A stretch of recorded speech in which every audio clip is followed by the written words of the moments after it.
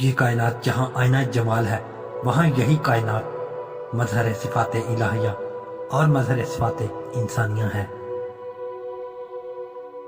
کائنات میں ہونے والا ہر واقعہ، ہر عمل، ہر کرشمہ انسان کی ذاتی اور داخلی کائنات میں منعکس ہوتا ہے۔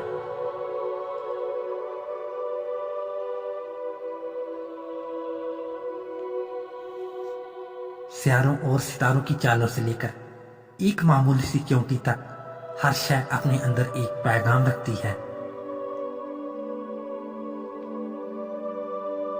یہ کائنات مرکہ نور ہے، کہکشاؤں کے عظیم اور وسیع سلسلے، چمکنے والے ستاروں کی یہ حسین کائنات اتنی منور ہے کہ یہ سمجھنا مشکل نہیں کہ اس کی تخلیق کرنے والا خود زمین و آسمان کا نور ہے۔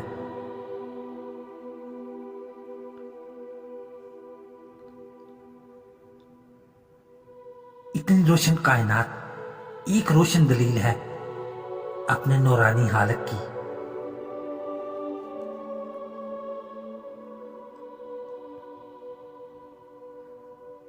اس کائنات کی وسطوں کے بارے میں جو کچھ بھی کہہ دیا جائے وہ بلا مبالغہ ہوگا۔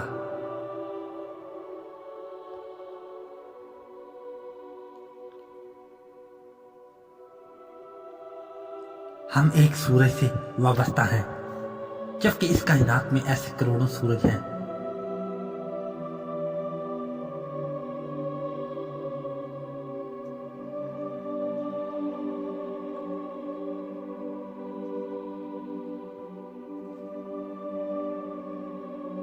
اس وسیع کائنات میں ایک زمین کی کیا حیثیت، اور زمین میں ایک ملک کی کیا حیثیت، اور ایک ملک میں ایک شہر، اور شہر میں ایک مکان، اور ایک مکان میں ایک انسان کی کیا اہمیت ہے۔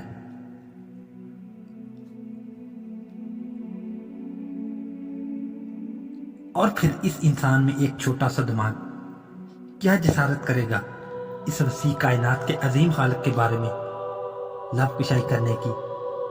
یہ مقام تحیت اور مقام سکوت ہے۔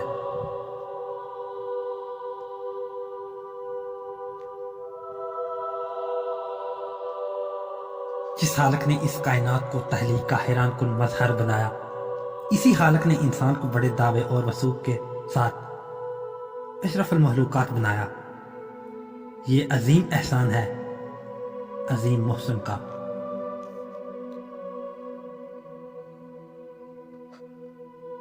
انسان کو بینائی عطا فرمائی، انسان کی پہچان کے لیے اس کائنات کو زمین اور آسمان کے حوالے سے ظاہر فرمایا۔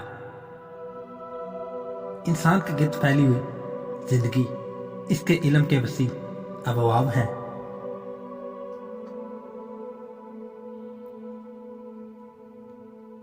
انسان اپنی ہستی کا سفر زمین پر ہی شروع کرتا ہے اور یہیں یہ سفر تمام ہوتا ہے۔